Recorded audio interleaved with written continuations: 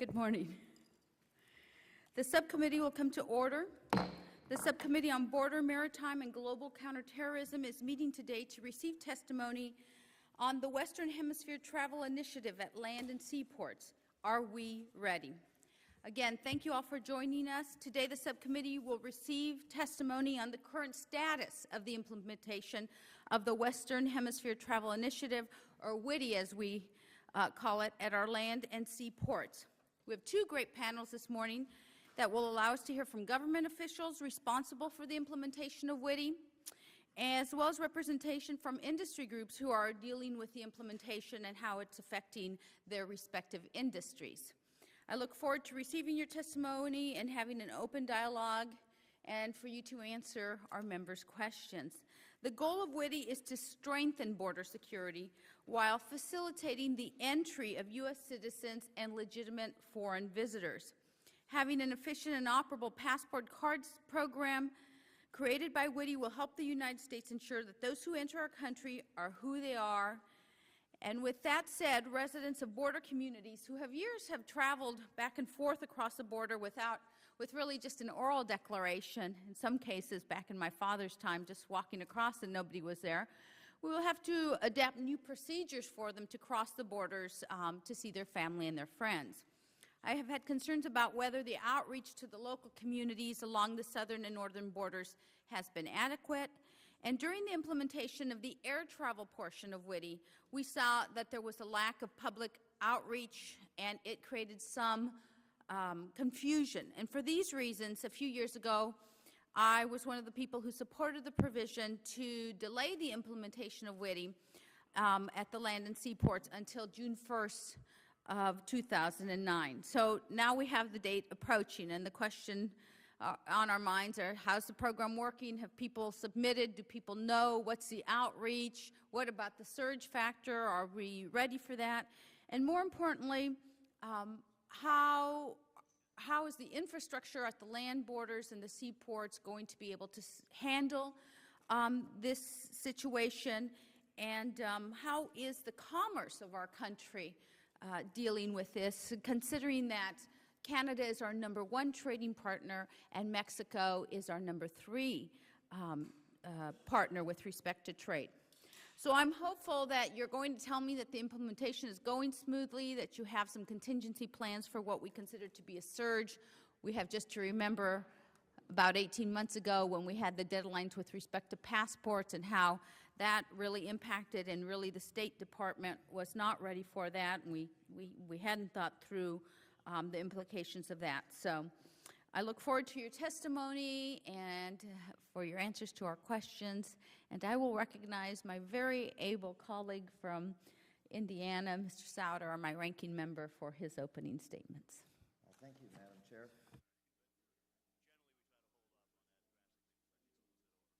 With the Western Hemisphere Travel Initiative implementation date of June 1st quickly approaching, this is a very timely hearing. We are now 5 years since the enactment of the Intelligence Reform and Terrorism Prevention Act, which included the mandate for secure travel documents for entry into the United States.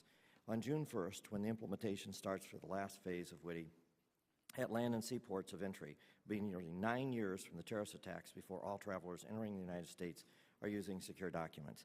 Despite the long lead time to set up this program and several legislative delays, I think June 1st will be an important milestone for Homeland Security, and it marks fulfillment of the 9/11 Commission recommendation. I'd like to commend both the Department of Homeland Security, especially Customs and Border Protection, and the Department of State for implementing this important program. With the commendations out of the way, there are several issues with WHTI that I would like to raise and hope to hear more from witnesses during testimony and questions. First, I appreciate the work that DHS has done with the Amish community to ensure that they maintain the ability to cross the border without compromising their religious beliefs regarding photographs. I've heard from several of my constituents, and they seem supportive of the alternative documentation. This is a situation I plan to monitor very closely because I still have some concerns about secure travel documents and finding a solution for Canadian Amish to enter the United States. Secondly, I think we must continually evaluate the security of all our travel documents. I agree with the message in the 9/11 Commission report that the ability to travel is just as important to terrorists as is the ability to raise funds. It is critical that this committee follow up and ensure that terrorists and criminals are not able to use fake or forged documents to enter the United States under WHTI. The last concern I'd like to raise involves public outreach and education. I was impressed by the accounts in the written testimony of the outreach and media conducted leading up to WHTI. I think it is important to recognize that regardless of what efforts you take in the amount of education outreach conducted, there will be growing pains. That being said, I would like to hear more from both panels about what is being done and where possible information gaps may exist. If I may add a side comment, we're running into this with the television conversion where it's gone better than expected, other things where it's gone less than well than expected, and while the information level may be high along the border, for example, my area is one tier away and there's no clue, basically, of what they're faced with. WHTI is one tool in the layered approach to securing our border. I think it is an important element, but needs to be part of the larger improvements to the border, including port of entry upgrades and more CBP officers, in addition to enhanced security between the points of entry. I think our second panel with the Border Trade Alliance and the Chamber of Commerce may provide important testimony on how to improve these elements. I am hopeful that this subcommittee will take an active role this Congress in improving border security legislation to address these issues. Given where I think we are with the program and the flexible and pragmatic approach to implementation, to use words from your testimony, I will be very concerned about any further action by Congress to delay this program. I've heard rumors that some language may be added to the supplemental appropriations bill. I hope that is not true, and if that is, I hope the Chair will join me in opposing it. I would like to thank all witnesses for being here, and I yield back my time. Other members of the subcommittee are reminded that under committee rules, opening statements may be submitted for the record. And I also ask unanimous consent to submit for the record a statement from Representatives Bart Stupak and John McHugh, co-chairs of the Northern Border Caucus, and a statement from Representative Louise Slaughter, who represents a district in western New York at Niagara Falls. All three members have a keen interest in this important issue, so unanimous consent, they're accepted. And I welcome our panel of witnesses. Some of you have been before us before. Our first witness, Dr. Richard Barth, currently serves as the Acting Principal Deputy Assistant Secretary for the Office of Policy at the Department of Homeland Security. In this capacity, he manages the department's international affairs, state and local law enforcement, immigration statistics, private sector, and screening coordination offices. Mr. Barth joined the department in 2006 when he was appointed Assistant Secretary for the Office of Policy Development by Secretary Chertoff. Our second witness will be Mr. Thomas Winkowski, who was appointed Assistant Commissioner for the Office of Field Operations at Customs and Border Protection in August of 2007. In that position, he oversees programs and operations at 20 major field offices, 326 ports of entry, and 58 operational container security initiative ports in Canada, Ireland, and the Caribbean. Mr. Winkowski joined the U.S. Customs Service in 1975. And our third witness, Mr. John Brennan, is a senior advisor in the State Department's Bureau of Consular Affairs. In that capacity, he is responsible for a number of programs, including the Western Hemisphere Travel Initiative. He also manages the Mexico 2012 plan, which will ensure new generation Mexican border crossing cards to replace the 5 million cards that will expire in the next few years. And gentlemen, I will remind you that your full statements will be inserted into the record, and I now ask the witnesses to summarize their statements for 5 minutes or less, beginning with Dr. Barth. Welcome again, Doctor. Thank you very much, Chairwoman Sanchez, Ranking Member Souter, and other distinguished members of the committee. I'm pleased to appear before you today to discuss the Department's approach to the implementation of the second phase of the Western Hemisphere Travel Initiative for both the land and sea environments. As recommended by the 911 Commission, Congress moved in 2004 to statutorily close a critical vulnerability that existed far too long. A significant number of individuals, U.S. and Canadian citizens, could present themselves for entry into the United States without proof of their identity and citizenship. I wish to assure the committee on behalf of Secretary Napolitano that our approach to implementing WHTI has been and will continue to be pragmatic as we work to achieve the goal of increased security while facilitating the flow of legitimate trade and travel. In preparation for June 1st, 2009, in partnership with the Department of State, the governments of our Western Hemisphere partners, the border communities, and other stakeholders in the public and private sectors, our strategy is focused on three main areas: the availability of documents, adequate infrastructure and technology, and the extensive communications and outreach necessary to implement the program effectively. And I would add that we've incorporated many of the helpful suggestions of groups such as the Border Trade Alliance. As Secretary Napolitano has noted many times, our partnership with private sector groups such as this is critical to much of what DHS does today. Our communications efforts began in 2004. In September 2008, we significantly ramped up our efforts and kicked off a multimedia communications campaign to educate the traveling public about the new document requirements.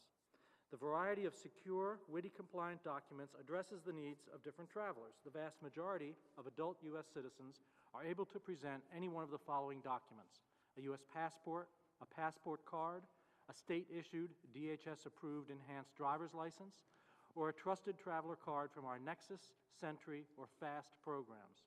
We're making other alternatives available to certain populations, including the Merchant Mariner document when on official business, a U.S. military ID with travel orders, or a WHTI-compliant enhanced tribal card.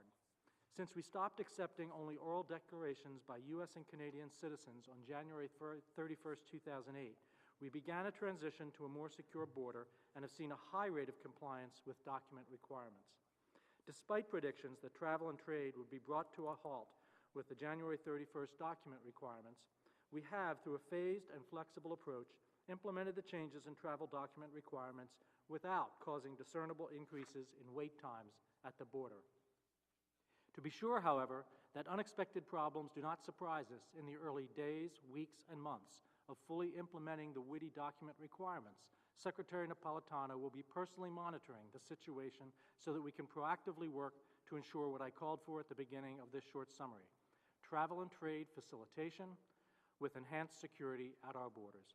I've outlined in a very broad way our requirements and implementation efforts for the second phase of WHTI for the land and sea environments. I'm happy to elaborate and answer any questions you may have. Thank you very much. Thank you, Doctor. And we'll now recognize Mr. Winkowski to summarize his statement for 5 minutes or less. Welcome. Chairwoman Sanchez, Ranking Member Sauter, and other distinguished members of the subcommittee. Good morning, and thank you for this opportunity to discuss how U.S. Customs and Border Protection will implement the second phase of the Western Hemisphere Travel Initiative at our land and sea ports of entry. CBP is fully prepared to implement WHTI on June 1st, 2009. We have made alternative secure documents available to travelers. Radio frequency identification readers and infrastructure will be operational at the top 39 land ports of entry, and we are in the midst of an aggressive communications campaign that will extend beyond June 1st to encourage travelers to obtain appropriate documents. Preliminary data indicates that the vast majority of travelers will be compliant with WHTI document requirements and will be prepared for travelers who are, and we will be prepared for travelers who are non-compliant.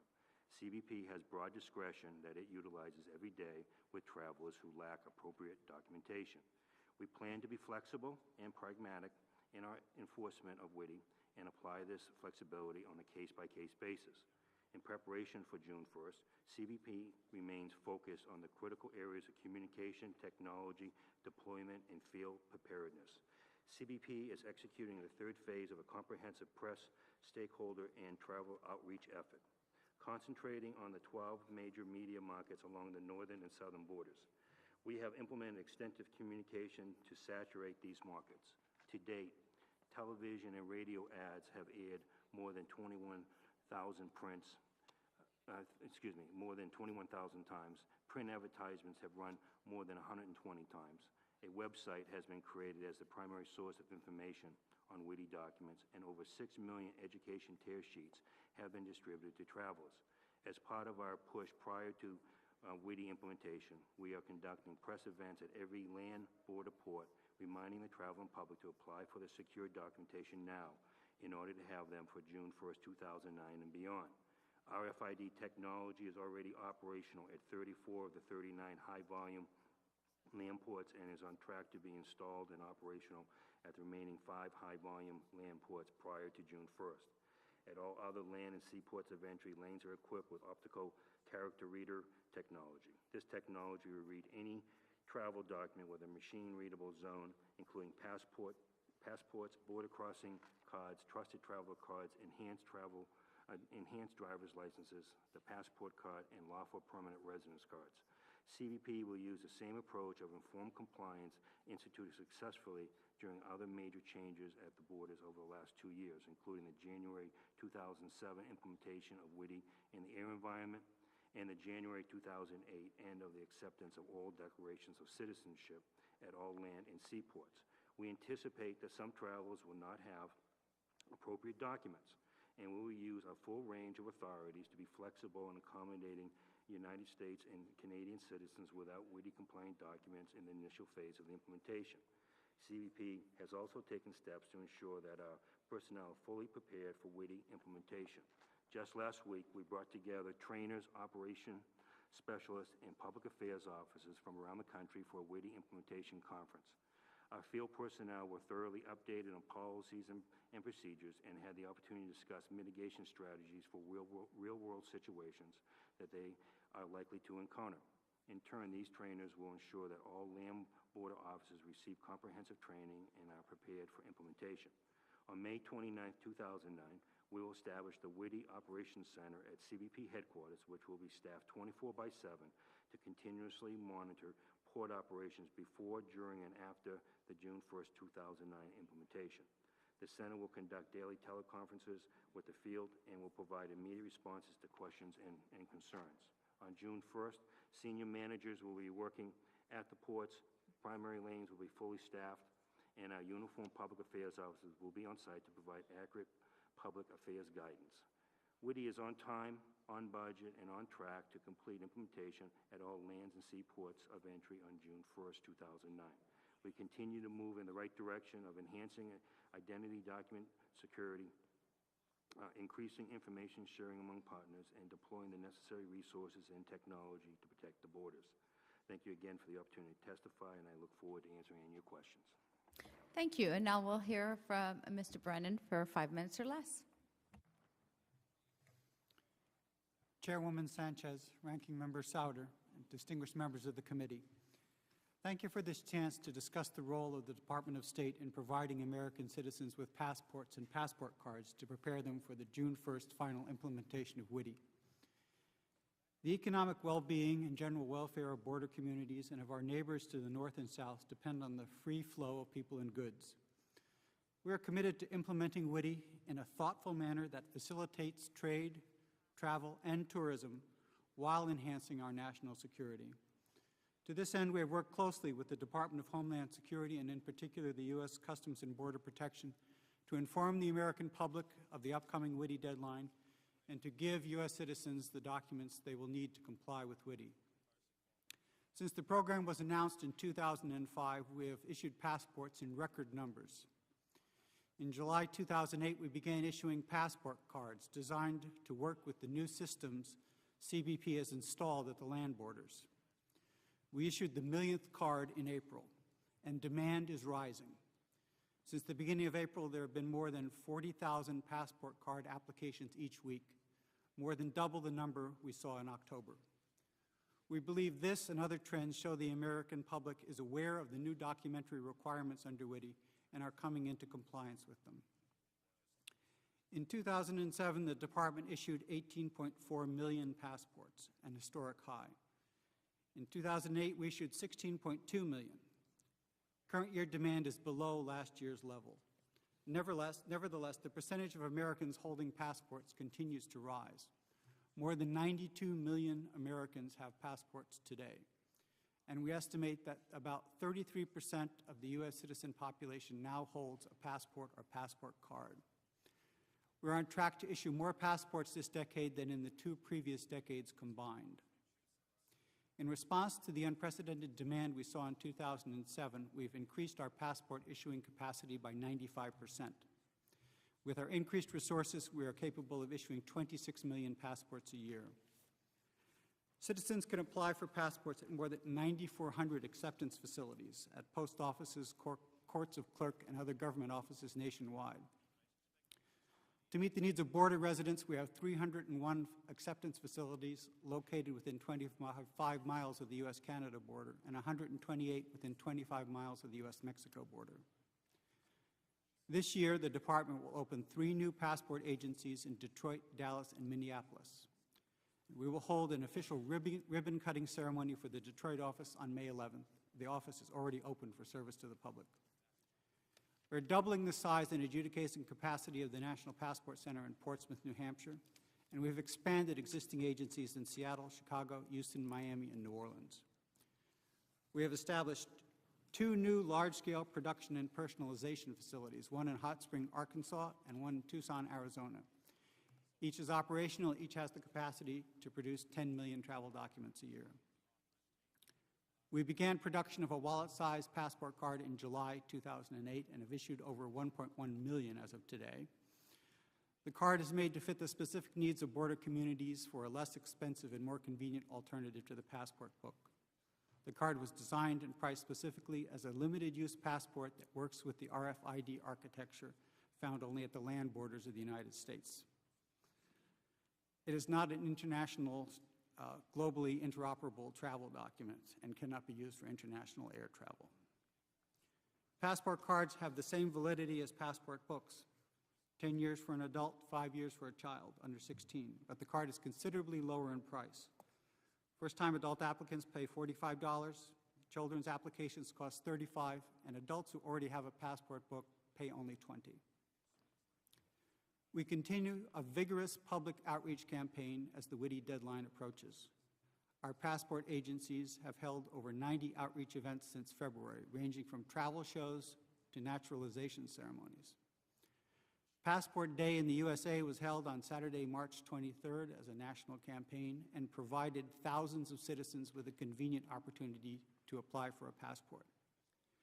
We will continue to use radio, newspapers, and magazines, especially in border areas, to reach the travelers who will be most affected by the June 1st implementation. Thank you, and I look forward to your questions. I thank all the witnesses, and as customary, it's now time to ask questions. I'll remind all members that we'll have the lights on, and members will get 5 minutes, and I'll begin the questioning of our witnesses. Mr. Winkowski, welcome. The stimulus package that we passed earlier this year provided $700 million for port of entry infrastructure improvement. While the increasing size of cross-border commuters and there's an aging port infrastructure, I believe that WHTI is going to put even additional stress on these ports of entry. So my question to you is, can you give this subcommittee an update on where CBP is in improving some of the major land ports on our northern and southern borders? Is there a priority list for ports of entry that need the most infrastructure improvement? Maybe you can start with those 2 questions. Yeah, thank you very much for that question. As you stated, we received $720 million in the stimulus package, and truly appreciate the support for that funding. Actually, CBP received $420 million for the CBP-owned facility, most of which are up on the northern border, and the GSA received $300 million to refurbish several ports of entry, primarily on the southwest border. So we have a plan. We have a joint program management office with the GSA. We have a number of facilities that are in the process of going through environmental studies and things of that nature. This is absolutely critical for us because of the aging infrastructure. Many of our buildings are more than 40 years old. That money has been earmarked for certain locations in a priority order that we've worked up along with the GSA. And what types of improvements are we talking about? And why is the GSA involved? I mean, I know, but maybe some on the other committee. In CBP, we own some of the facilities, so that's that $420 million that we got from the stimulus package. And in other locations, primarily southwest border, GSA owns those facilities, and we lease from them. The enhancements go from major renovations, adding additional lanes, additional facility space, additional cargo locations, to much-needed repairs and alterations. It's on a site-by-site location. Mr. Barth, do you have anything to add to that, or? No, I think that as Mr. Winkowski said, this is long overdue, and we appreciate the funding by the Congress. The relationship with GSA is very strong, and we expect to spend the money to good effect in the very near future. Thank you. Thank you. Mr. Winkowski, we've put a lot of money into the budget in the last 3 or 4 years, in particular with respect to staffing. And I think, for example, I was talking to Chief Aguilar. We've gone in the last 4 years or so, actually about 3 years, from about 8,000 to almost 20,000 or so from a staffing slot perspective. And of course, he's been talking about how difficult it's been to recruit and the training that goes behind this. Do you think that the implementation of WHTI is going to exacerbate any of the staffing shortages that we've seen?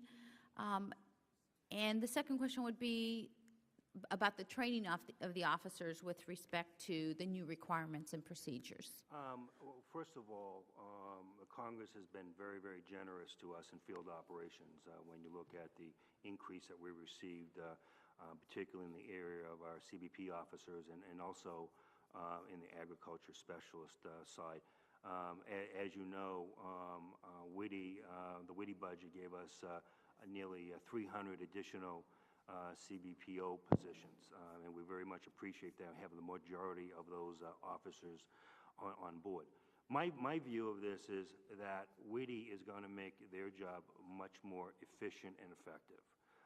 We need to keep in mind, if we could take a kind of a walk down memory row, that prior to January of 2008, when we eliminated the oral declarations, that our offices had over about 8,000 different documents that individuals could present to us on the border to prove their identity and their citizenship. That's no longer the case, and certainly when WHTI comes in, that will eliminate that process totally. So I believe WHTI, with the RFID technology, the new license plate readers, the whole WHTI package, a WHTI solution, and a new vehicle primary client, it will make our officer much more efficient and effective. Thank you. I'm going to try to make another set of questions, but I'd like to give some time to the other members here. I think we all have so many questions. At this particular time, I'd like to recognize the ranking member of the subcommittee, the gentleman from Indiana, for his questions. Let me first follow up, Mr. Winkowski, with the, you said 8,000 documents have been historical. When you get all the enhanced driver's licenses and everything together, how many do you think? Oh, we're going to come down to a handful of them. When you count, the passport card, the Nexus, the FAST, the Sentry, the enhanced driver's license, and also in some limited cases we have, and Dr. Barth referred to this in his testimony, the military IDs and the merchant marine package. We're down to less than about 10. And since these are, will the states vary?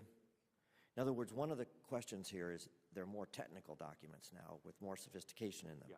Will you have the ability to read all the variables fast? In other words, the different state cards, the military cards, because the sophistication is greater. That's correct. Particularly when you're looking at the passport card, our Trusted Traveler program, and our EDLs, which all those documents are vicinity RFID readable. So the idea here is when a car comes up, they show their card to the pad on the lane, and by the time that automobile enters up to the booth where the officer is, we've already done all of our checks. We're estimating, Congressman, that we can save between 6 and 8 seconds per passenger, and that's real time. And are the state driver's licenses included in that? Yes, they are. They are. So they all have to be machine readable on the machine that you have. You can read them with the technology, the vicinity technology, where you hold it up to the pad and it reads it, and it also can be read by machine. And are the Canadians doing a similar thing on their side? I know British Columbia, will their provincial licenses be able to be read? Right, yes. In the same manner, yes. And do you expect this to be your fastest growth category in state driver's licenses? What kind of mix are you looking at here of the passports? I think our fastest growth, as Mr. Brennan had mentioned, is the passport card for the U.S. citizens. With the Canadians are highly compliant with their passports, so we're hoping that as the provinces open up and more EDLs are issued, that Canadians will get the EDLs. And Mr. Brennan, you gave some numbers on the 40,000 week million.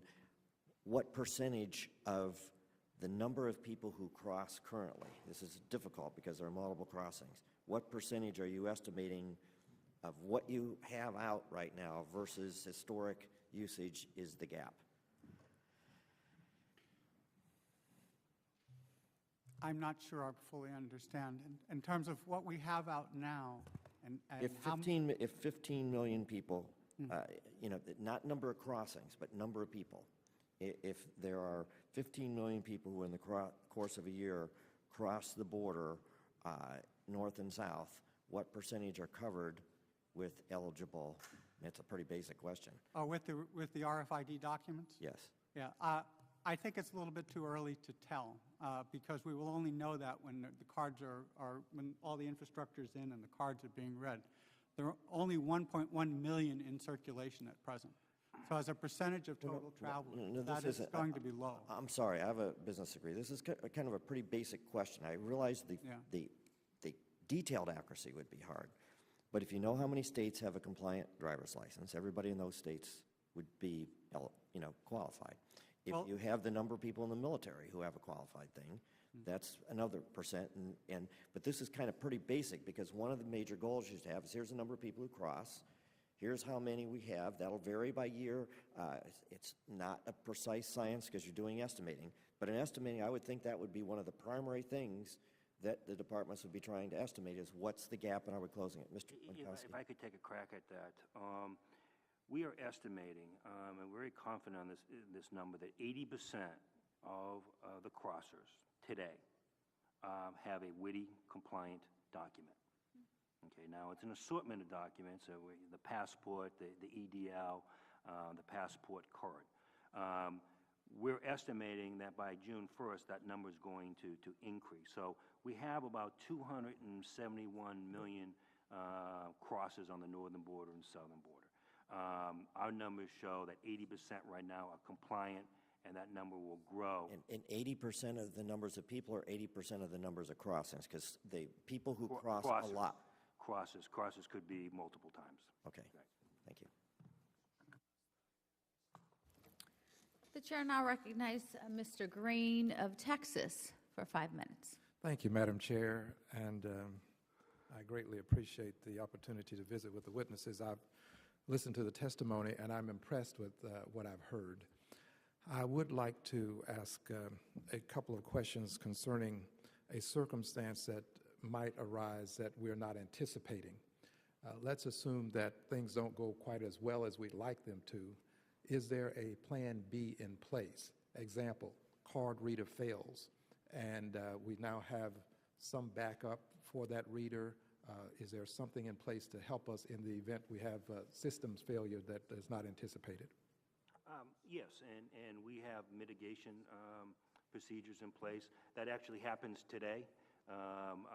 It's few and far between when it does happen, Congressman, but we do have it at times when our system goes down. And we have mitigation procedures in place, or in a case where there's slow response time. We have mitigation procedures in place that enables us to continue to protect the homeland, but at the same time being cognizant of backups and traffic delays. Do these mitigation procedures involve rerouting traffic or I don't want you to give me anything that would compromise security, but I am curious as to how you can accomplish this, given that Plan A is designed to move people as quickly as possible. In some locations, the bridge authorities have electronic networks that they can show to drivers as they're on the highways to go use different bridges. I think that's one thing that we need to get much better at from the standpoint of being able to direct traffic from one location that is backed up to 2 miles down the road that is not as busy. I think the stimulus package money will enable us to do some of that in partnering up with our partners in the bridge authorities. Now, let's talk about exceptions. I know that we always have some exceptions, and I'm respectful of exceptions. The question is, how many have we made in terms of documentation? If I need to be more explicit, I can, but if you understand and you can respond to what I've said, I would appreciate it. If you could give me a little more. We have an exception for the Amish, and I think that's a good thing. I respect religion. Are there other exceptions? Well, we have the Amish, as you mentioned. We also have our tribal nations. Tribal nations. Tribal nations, Our Native Americans. We are working, come June 1st, the Native Americans will be able to continue to present their picture tribal card. We are working very diligently with them on developing an enhanced tribal card. We have one tribe in Idaho that has already agreed and signed the necessary documents to develop the enhanced tribal card.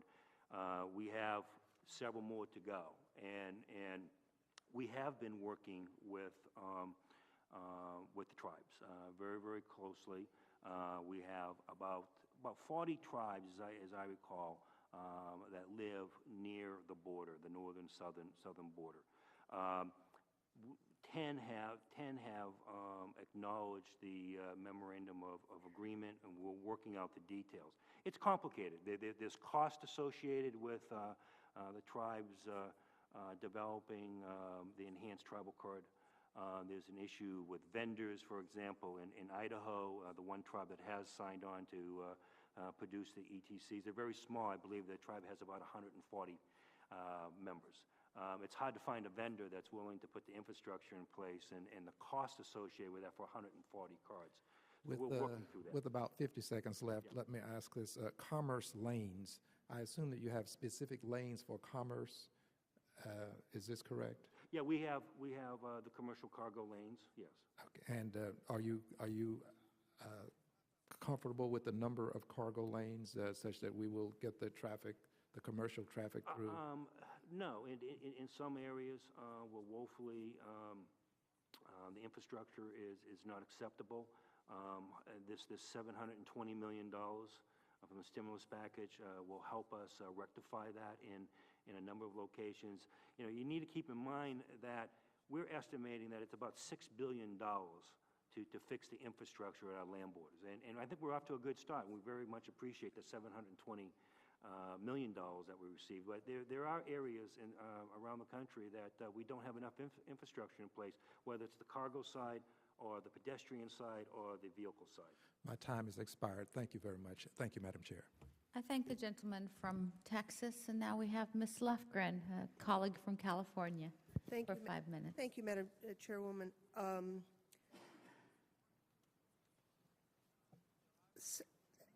Several of us have expressed concern about the reliability, physical security, and counterfeit resistance of two of the WHTI cards issued by the State Department, the passport card and the Mexican border crossing card. And Howard Berman, the chairman of the Foreign Affairs Committee, myself, and a number of other members have asked GAO to take a look at the security features of these cards, and I'm confident that GAO will do a thorough job and report back. But I'm wondering if we have thought through, we've issued now 1 million of these cards, if I heard you correctly. What are we going to do if GAO comes back and says, here are the deficiencies and it's vulnerable? We are, of course, working very closly with the GAO. I mean, you know that we believe that the card is a good product, that it's durable, that it is secure. And GAO, we know there are differing views, and GAO is undertaking their investigation now. When they come back with recommendations, we will, of course, take them on board, and we will attempt to incorporate them. But we don't know what their findings will be. We have attempted to be as cooperative and forthcoming with them in their investigations to date, and we have, in fact, encouraged them to move forward as quickly as they can in case they do have recommendations that would affect the change of the card so that we could determine how to implement. Do we know when the report will be done? We don't really. I don't really want to speak for GAO, but I have consulted with them. They're aware of what we're doing now. They're aware of what plans we might have for the future. Madam Chair, I wonder if we could ask GAO for a status report on the report they're doing, and at least an estimate of when they expect the report to be concluded. Because one of the things I wondered is if it's a near-term thing, whether it might make sense to hold off. If it's going to be a year, obviously that would be a different outcome. Well, we agree completely, and I'll be frank and perhaps step over the line a little bit. We've asked GAO to complete that. Their study, of course, includes the card's use, its reading, data transfer, a variety of things. And we have asked them to complete the section that deals with the card as quickly as possible, and if that's acceptable to the members who have requested it, then we will, of course, appreciate that. I'll move on to my next question because I think we really need to ask GAO, and it's not fair to ask you. The chair will take it under consideration. I appreciate that. I want to talk about the readers. Now, my understanding is that we're only going to install the RFID readers and flashcard, the RFID readers at, is it 34 or 39 of the 150 land? 39 ports.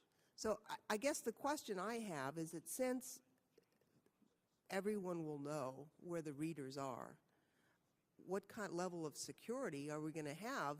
If I want to have a counterfeit card, then I go to the area where there isn't a reader, right?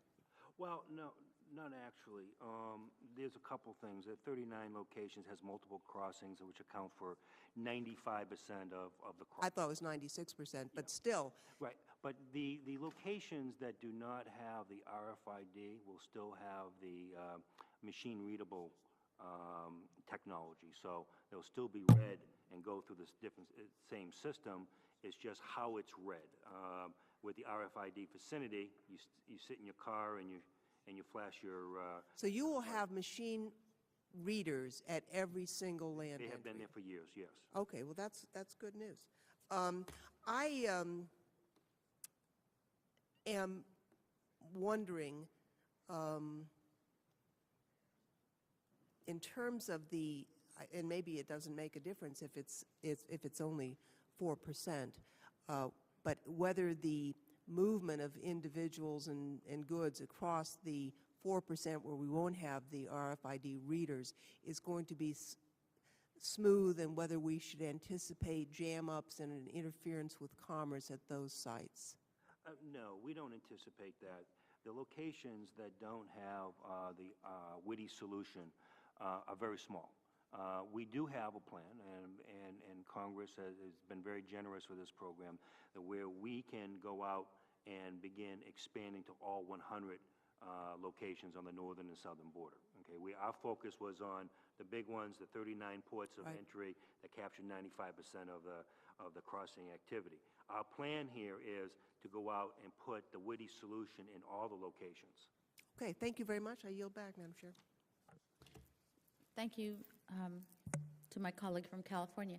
Just to elaborate, what you're saying is that the WHTI card or these readers would be at these 39 places, but that's just to get the information ahead of time before the car or the person crosses. But that same card will be read by machines at all of the crossings that we have. That's correct. It's just a way of sending information 2 or 3 cars ahead of time. That's correct. I'll I'll now recognize my colleague from Texas, from a big border state. I think you have several crossings yourself in your district. Mr. Cuellar for 5 minutes. Thank you very much. And I think out of all the members of Congress, I think I have more border crossings than anybody else. So border crossings are very important to me. Madam Chair, thank you very much for having this particular meeting. And to the three witnesses, thank you for the service that y'all provide. One quick question. First of all, Mr. Warnowski, I appreciate the work. I think you've done an excellent job in improving the operations and making sure. I know that, for example, Laredo, we've become, I guess, the first port in the country that's 24 hours a day, and I appreciate exactly, and we appreciate that, and having the proper staffing. But I would ask you just one quick thing. We asked Chairman Thompson, myself, and I think I had first asked you this question back when we were in El Paso. Could you give us, now under this new administration, what would be the staffing that you would need to properly staff the northern and the southern border? I think we've heard 4,000, the 4,000 numbers, but if you can get that over to the committee. I know that both Chairman Thompson and myself had asked, and I had asked you when we were in El Paso. One, I would ask you to do that, and of course, the other thing is, what would it be what do we need? And I've heard the numbers 4.9, but I'd like to get it from y'all as to the facility staffing. And again, I would ask you all to get that because we want to work with you. We want to provide you the staffing. I know that under the President's proposal for the Southwest Initiative, he talked about, I think he's talking about another 65 new customs agents. I think, personally, should be a lot more than 65 because we've done a good job at men and women in green, which is Border Patrol, but it's the men and women in blue, which is customs, to make sure our legitimate trade and movement of people and goods go on. So I would ask you to provide that to us, but I know last year, I think we were on it for about 6 months, and quite honestly, after both the chairman and myself asked for it, we thought we were going to get it. We got a lot of off-the-record comments, but I would ask you to do that because I think we want to help you. But again, I want to thank you for the work that y'all have been doing in this particular area. My second question goes into Mr. Brennan. We met with Secretary Clinton before she took off to Mexico, and one of the issues that we talked to her about was on the passports have to do with midwives. You are familiar with midwives, are you? I understand that there's ongoing litigation on this, yes. Okay. And I'm not talking about litigation. I'm talking about just the issue itself. The issue that I have is, in fact, I think there were 5 members that were present, including myself, that said, hey, we were delivered by midwives. As you know, midwives are used in different parts of the country, but let me talk about in an area that has a lot of Hispanics in the border, don't have the resources to go to a hospital, so therefore they're delivered by a midwife at home. And the reason I say that is because even though I've asked the department, they said they're not red flagging midwives, but it almost feels, at least talking to my constituent workers, people that deal with those cases, that there's almost a red flag. I understand there's been some fraud with some midwives. I do understand all the history. I've worked on this legislation even at the state level. I do understand all the history, but I would ask you all to look at the midwives because it is something that, or the issues of passports dealing with midwives, because I don't want you all to automatically target the people that were delivered by midwives, just saying, oh, well, there's been fraud, so therefore we're going to target y'all. I would ask you to look at that and then love to sit down with you later on this particular issue. I'm just saying it is an issue on the border. Secretary Clinton said she was going to assign somebody, and I'm sure, I don't know if it was you or whoever it was, but I would ask you to look at this particular issue because it is a big issue. It is a big issue, and we have people working on it, and they're actually under the passport office, and I'm not really engaged with them on a day-to-day basis.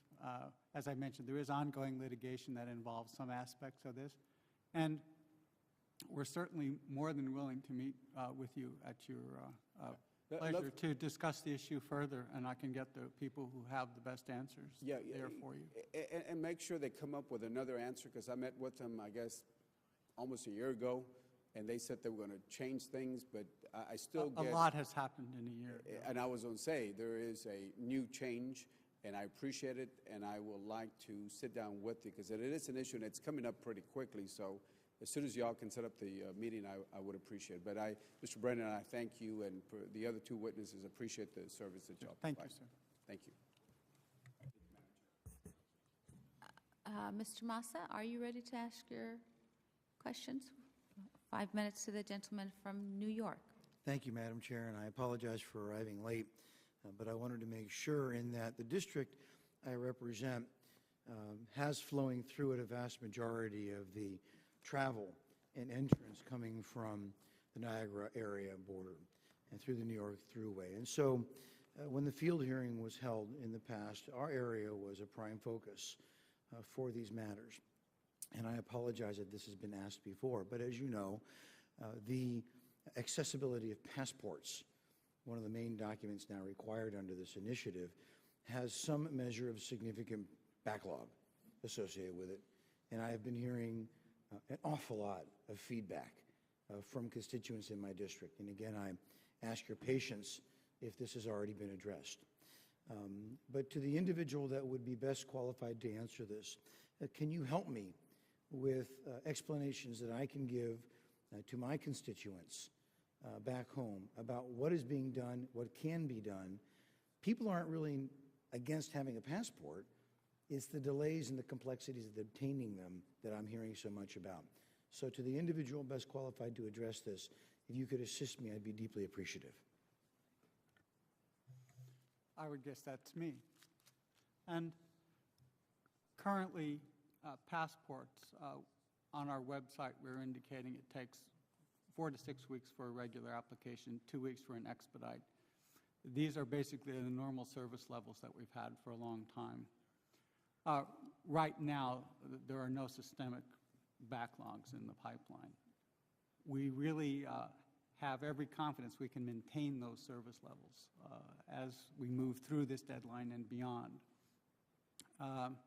So, sir, if I could just recap, a month to 6 weeks for a normal application. Correct.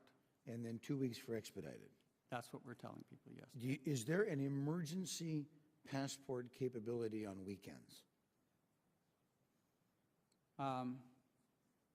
There is ways to get emergency passports by special arrangement. Yes, that can be done at passport agencies. I would appreciate if you could communicate with my office what the procedure. We recently had a case of an individual who, admittedly through their own fault, but for the wisdom of the good Lord above, there we've all gone, have lost something on the weekend, and that individual had a medical emergency in the family back in the United States and was unable, and we did not know how to help that person on the weekend. I personally spent some humorous amount of time dialing through all the State Department numbers that were listed. And so if you could help me with that, Sure. I would be very appreciative. Just to clarify, they were abroad attempting to return? Yes. But I suspect that there are also cases of being at home in a medical emergency of a loved one overseas where they would have to travel.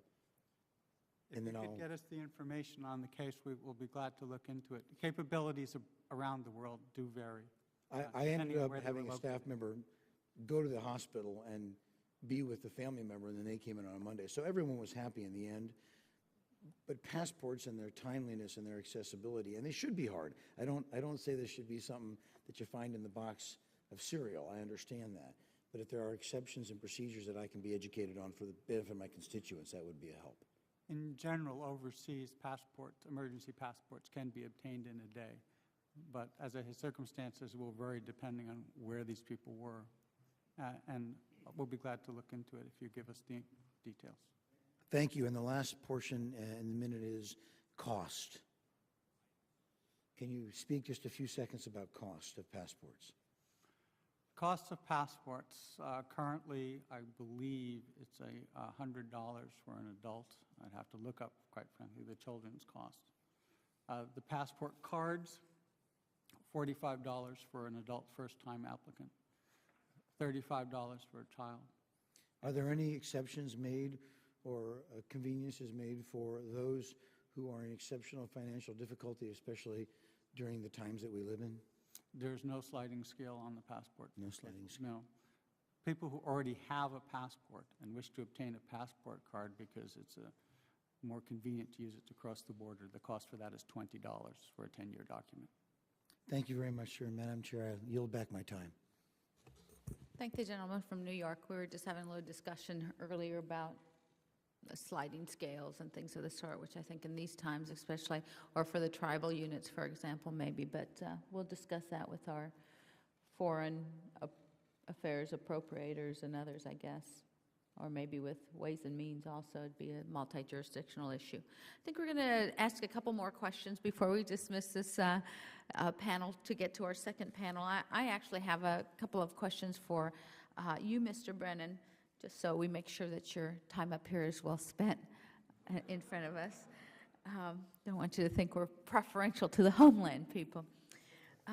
With the deadline coming up in a few weeks, I was interested, you say that you're going to, that you learned from the past problems and that you have staffed up and you have additional people to do passports and applications. I'm interested in the trends of what you're seeing as far as what people are applying for.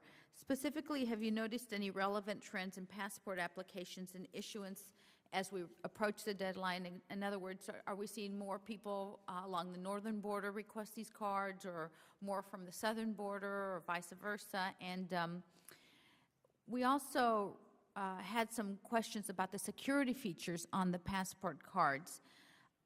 With the passport card now having been in use for a few months, can you talk to if you've seen any fraudulent cards and what you're seeing as far as the security aspects of the particular card? We have some pretty good general information on trends. In terms of the card specifically, card demand is going up. When I mentioned some figures in my opening statement, we were seeing about 20,000 card applications a week in October 2008. We're seeing between 40 and 50,000 a week now. That's been true since the beginning of April. We don't know how long that trend will occur. This is not a huge number of applications given the total number of passport applications received in a week. The vast majority of Americans are documented with passports, 90 million compared to 1. But we have seen that. There is greater penetration for passports and passport cards in the border states in terms of percentage of population than in the population as a whole. But it varies greatly. Some generalizations can be made other than that. The passport card uptake is higher on the southern border than it is on the northern border. It's particularly high in your state, which as an absolute number is responsible for the largest absolute number of passport cards. And in percentage of people who hold it is also at close to the top, but not at the top.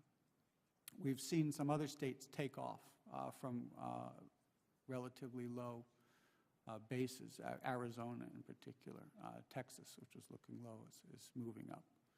There are countervailing factors which affect passport card demand, such as availability of enhanced driver's licenses and things. So we see lower uptake in Washington State, which has a mature EDL program. So we've been tracking those trends closely, mostly to see where we're hitting and where we're missing. And we do see penetration where we would expect it, which is in the northern and southern border, along the transportation corridors. And we do see these trends continuing. We'll get pockets, where penetration is well above 40% of the total population for a WHTI compliant document we issue, either a passport or a passport card. California as a state is quite high as well. As far as fraudulent cards, have you seen any? You might want to ask CBP as well, but we do talk to them. We have not seen any fraudulent cards per se. In other words, we've not seen any attempts that I know of or that I've been made aware of to duplicate the card or produce a counterfeit of the cards that we have in circulation. What we do see is occurrences of the most prevalent fraud that we get for every card, which is imposter and lookalike fraud. In other words, people carrying a legitimate card, but it actually has been issued to someone else. Those have definitely been detected, both for the border crossing card and the passport card. And maybe Commissioner Winkowski might want to talk to that, but there's things with WHTI that actually, I think, will help our ability to focus on imposters and inspection. Certainly, the security features that are built into the card, the fact now that our officers in the booth can get all that information in front of him or her through our vehicle primary client out of WHTI. Before, it was a green screen with a bunch of numbers on it. Now, that officer's got the picture, got the number of crossings, when those crossings took place.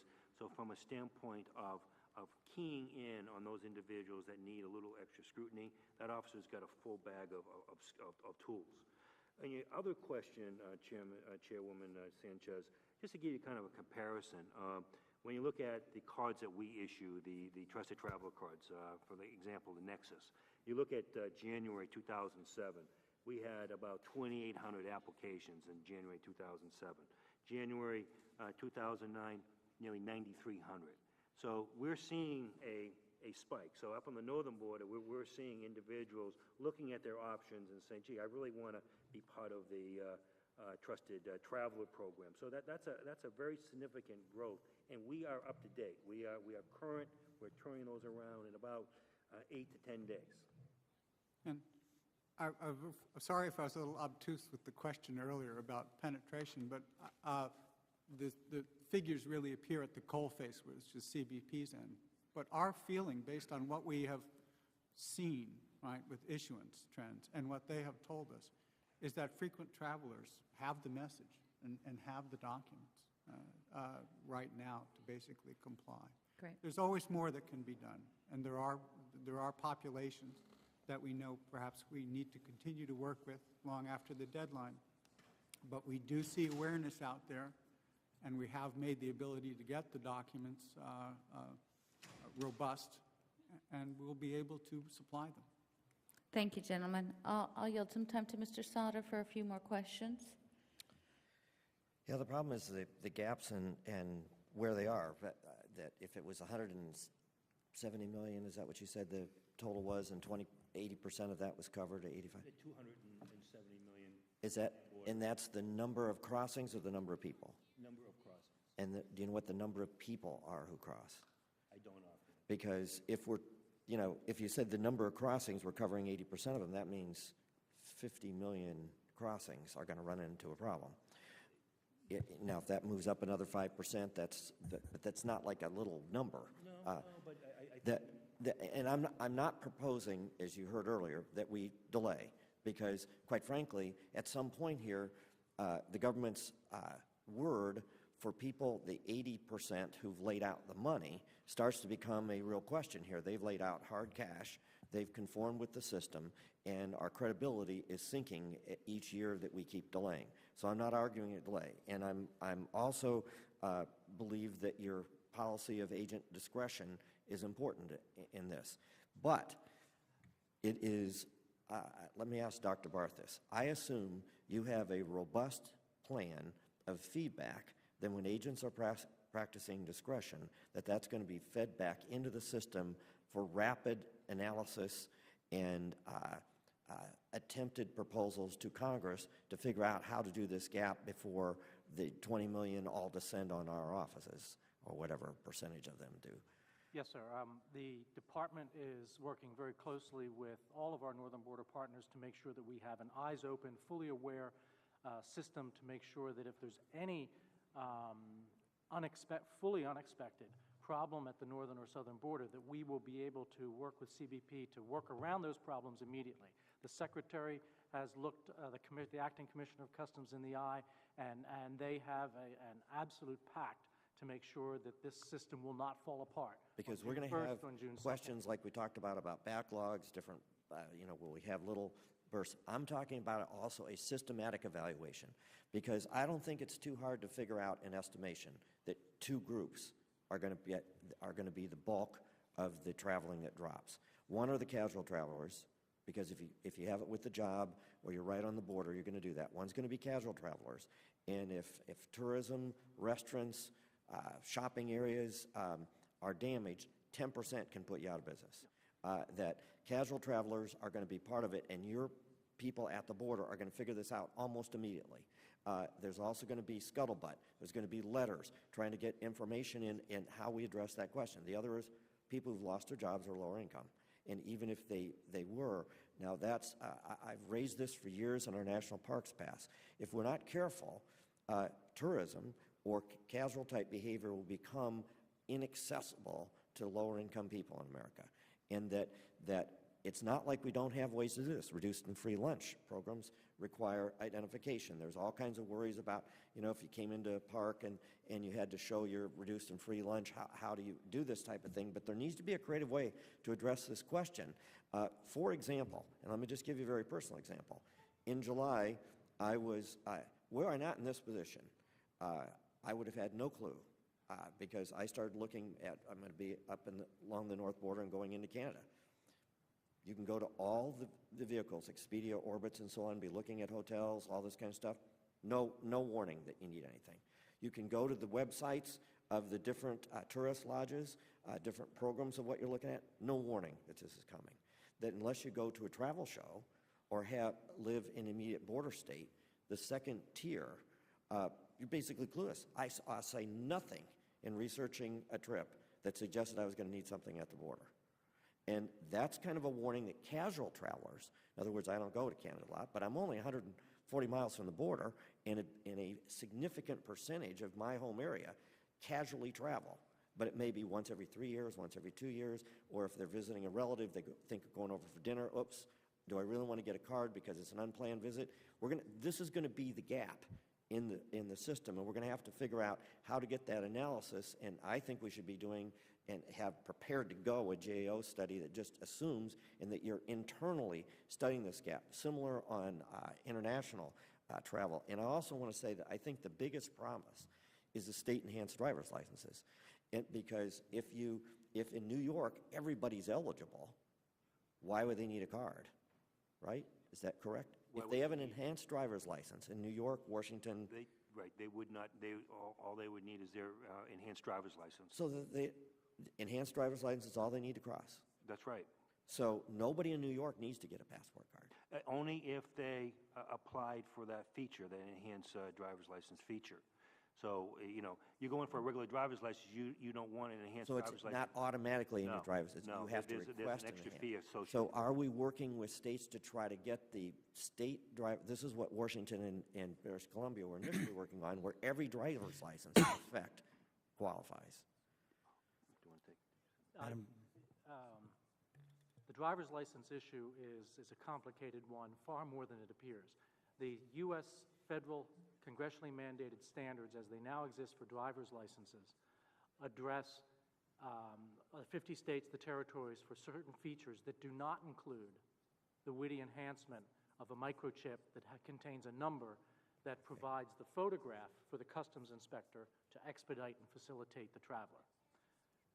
It costs extra to have that feature, and the department has been working aggressively with all the border states, both north and south, to get them to a point where they will offer their citizens the enhanced driver's license with that chip. And but it is not a requirement. So of the federal if I'm a driver's New York driver, how much is that likely to cost me for my enhanced driver's license versus a pass? Typically, it costs about $15, $20 more, but it varies from state to state. The state controls the added cost. We've got Washington State, we got Vermont, Michigan, and New York, and continuing to, and number of provinces in Canada. So we're making inroads there. We want to give people choices. I mean, people have, we want to give them choices. I mean, when you look at the border, at the passport card, that was really something that came out from the public, that they wanted a document that was convenient, something they could put in their wallet.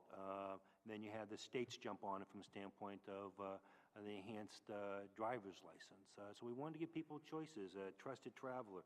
You want to bring a passport around, you can do that also. So we wanted to open that up and not say this is the only document or these are the 2 documents you can have. Thank you. I'll recognize the gentleman from New York. Thank you, Madam Chair, and I'd like to associate with myself with the comments of the ranking member. I think you've hit some points, but I'd like to perhaps place myself on report, if I may. I know it's just those of us here in the chamber. I am a New York driver. I just got a driver's license how do I know if it's enhanced or not? And I offer that question because I would consider myself to be kind of informed some days, but when I went to get my driver's license, I saw no literature, no posters, no information. No one asked me the question. I had no knowledge. Now, I got this in October of last year, arguably before I had the honor of being seated, and this drives to a real fundamental question. What can we do as this date approaches in a month to have regional or local media? I know that we're going to be putting a great deal of effort in my office on this because I expect a tidal wave of phone calls. How can we avoid those problems, and are there any plans for some communication from the federal government to our constituents? Well, absolutely. First off, By the way, you can feel free to check my license. I just don't know if it's enhanced or New not. York has issued 60,000. I don't believe that they started in October. It was just recently that they began issuing the enhanced driver's licenses. To your other question, I'm providing a sample for consideration here. no. I'm not used to surrendering my It would license say to enhanced uniformed driver's officers. license It would say it. You didn't ask for it, you didn't get it. Yeah, I didn't Well, know. I mean, I'm I not just... sure. I'm not sure when New York just recently began this, and I'm not sure they were issuing them in October. I can get you the exact month that they were doing that. No reason. I'm just, Yeah. I'm illustrating this as a potential challenge, and I... The other question you had regarding the outreach, we continue to have a very, very aggressive outreach in all the northern border locations and the southern border locations. Been up in Buffalo area on business, and there's billboards, there's all kinds of advertisements on TV, print, media. Certainly get a lot of news on this out of the various Buffalo. Would the department be open to a mailing? In what regard? Well, we find that when people receive things at their home addresses, they tend to be aware and pay attention. It's something with which we have some experience. I'm wondering if the department might be willing to do that. Well, I think at this point, what I would like to suggest is that we bring this up June 1st, and then we do our gap analysis of how we're doing from a compliance standpoint. Do we have specific areas that are not compliant because perhaps we didn't do a good enough job in reaching out to that particular area, and look at an option like that of doing flyers.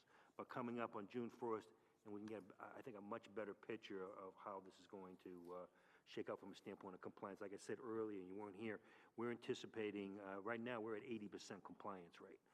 We anticipate a higher rate. I thank the commander, and I place myself in the 20% that's non-compliant. So If I could add, sir. You have a passport, don't you, Eric? yes, I do. Well, then you're You're good, yeah. compliant. If I could add, the department has run television and radio spots over 21,000 times, particularly in the border states. We've issued print advertisements in local northern and southern state print media 124 times. We've advertised widely. The website that's available that tells you how to get what you need. And the CBP at the border, particularly focused on that 20%, they've handed out over 6 million tear sheets to those particularly who are non-compliant for the past number of months.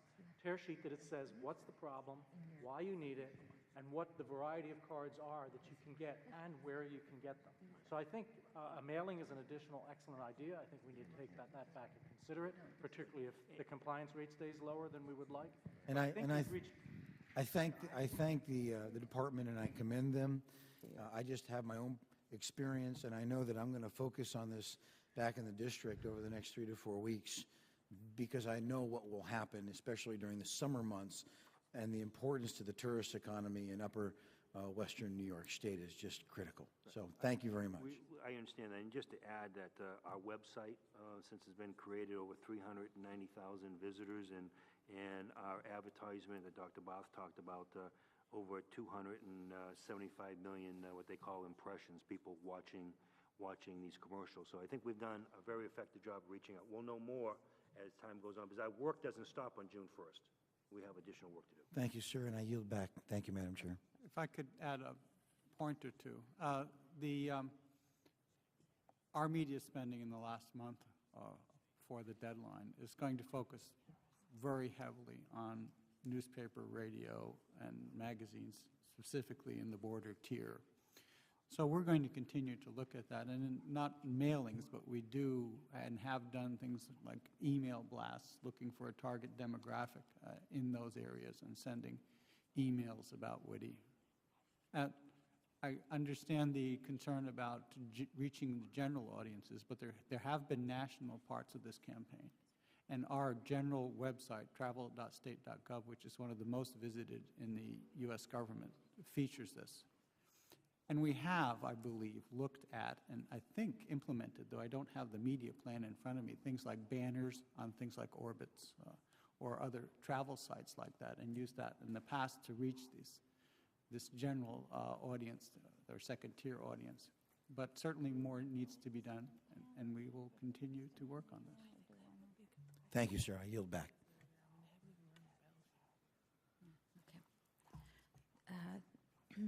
Thank you to my colleague from New York. And I would just add that Mr. Sutter suggested that just from that standpoint of being a district that would have travelers that would go across the northern border, for example, we might ask if the departments have an insert that we could put into whenever we do a congressional mailing to some of our own constituents in areas like that. That might be a good thing to have.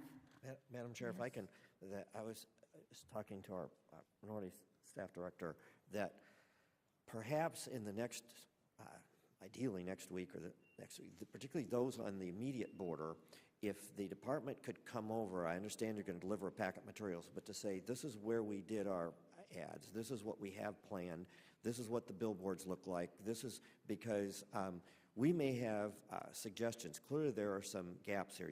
If you have 80% covered, you've clearly reached out pretty effectively to the day-to-day crossing but there are going to be gaps here, and I mean that's what we partly do for business as we market, and how to be creative with some of the different agencies for the gaps where we're hitting it, and also how to respond and how to use our offices. Just like the emergency number, every single office runs into this weekend thing, that if there was a way, and most of the, let's say a significant percent are going to call our offices. And so if there was a way that our offices had an emergency number, there are ways to interact here, because the other alternative is to them to yell at us, and then you all get yelled at when you come up. Thank you, Mr. Sauter. I'm going to excuse the panel, and thank you for being before us. Excuse the panel. Try to get the next panel up, which has 2 members on it, and we're going to try to get your testimony in because we have just had the bells ring on the floor. So if we can make that switch pretty quickly.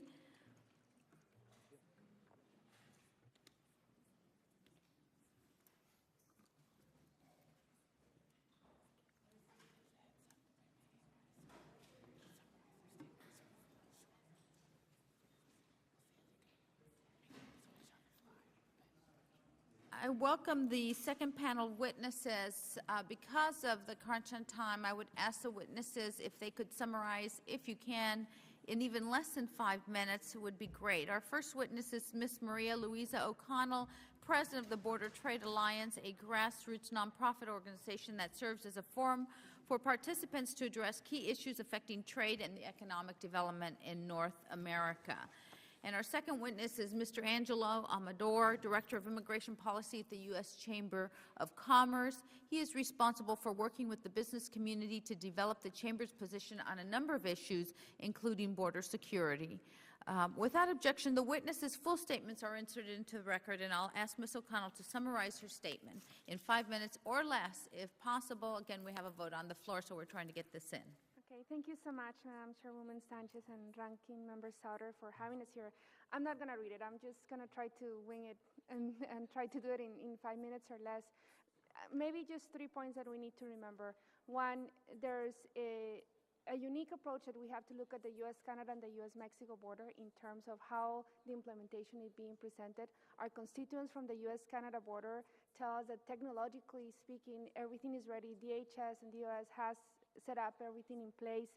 The economic impacts of WHTI have already been felt for the past 2 years. We have lost a casual traveler. Members Sauter, we have lost them. We have lost, businesses have lost a lot of the daily or the spontaneous traveler that wanted to go back and forth, or if they're going to a Detroit Lions football game, wish that the team is going to win. That's a bad joke, sorry. Or go to the Buffalo Bills. We have seen those travelers gone down. So the challenge in the U.S.-Canada border has been, what are the economic impacts that we already are feeling, and how are we thickening the border, adding more layers? On the U.S.-Mexico border, the challenges that we have had and we're very concerned is, are we going to take a staff out from we're getting hit many ways on the U.S.-Mexico border, let it be, and the U.S. northern border, the U.S.-Canada border too, about the economy, but also we have other factors along the U.S.-Mexico border, and the challenges that we have seen in there is, we don't have enough infrastructure, both borders. 2, do we have enough staff? And 3, people in the U.S.-Mexico border has had a harder problem of getting IDs on time, or the passports in time, because the U.S. postal offices cannot keep up with what the demands have been. So that's what we have heard, people having to travel 50 or 40 miles far away. So that's one thing that we need to acknowledge. And for this committee, it's important that we cannot have a blank policy or a one-size-fits-all policy for both borders, because we have unique challenges in both borders. The second thing on infrastructure, I think our colleagues from CBP were very kind of saying, yes, you have been very gracious to give us $720 million.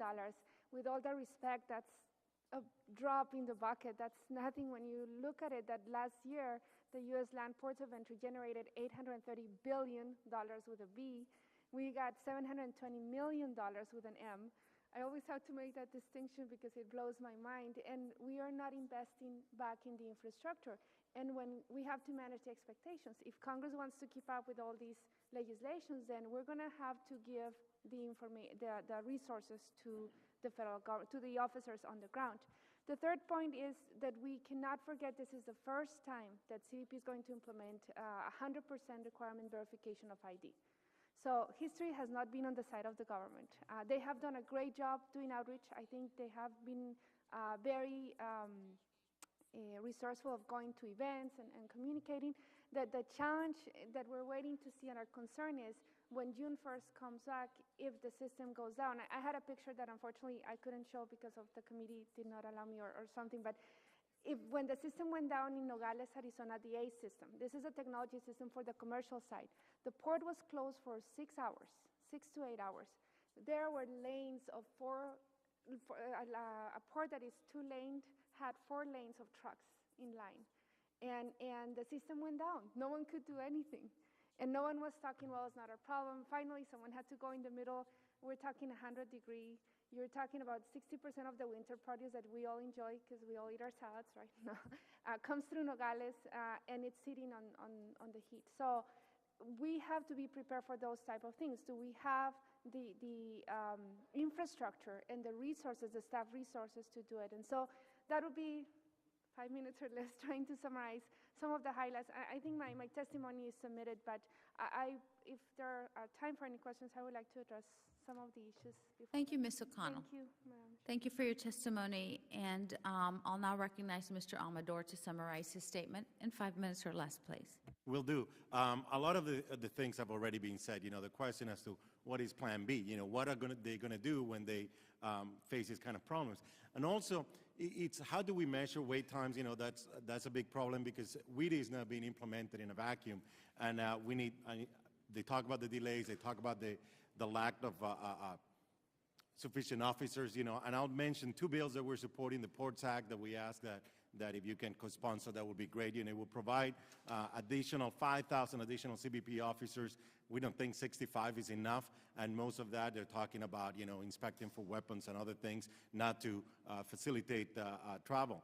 It also provides, and the bill number is 1655. It also provides for 350 additional support personnel and 1,200 specialists at CBP, and it authorizes $5 billion with a B because that's what all the studies said that they need to address infrastructure. Now, when they measure what success, you know, if they went and said tomorrow 100% of the people crossing the border are coming in with WHTI documentation, I will ask the question, what happened to the other 20%? Because we already know that travel has decreased. I have family in Buffalo, I have family in Syracuse. They have a level of expertise, being professionals, engineers, veterinarians, and they stopped going to Niagara as they used to do with their families just for lunch or just to see the falls because they thought the passport requirement was in place. And I told them, well, actually, you don't need it for your kids, and actually, you could get a license. Now they're all waiting for renewal of the license to do that. But, you know, the question of who's showing up and who's not showing up is actually, for us, also more important. That's why we're also supporting the Travel Promotion Act, which passed the House last year, which would provide a public-private outreach campaign, you know, for these new policies, and also to show the good side of the United States. So people abroad, especially in our borders, would not only hear about security, but also hear about all the other things.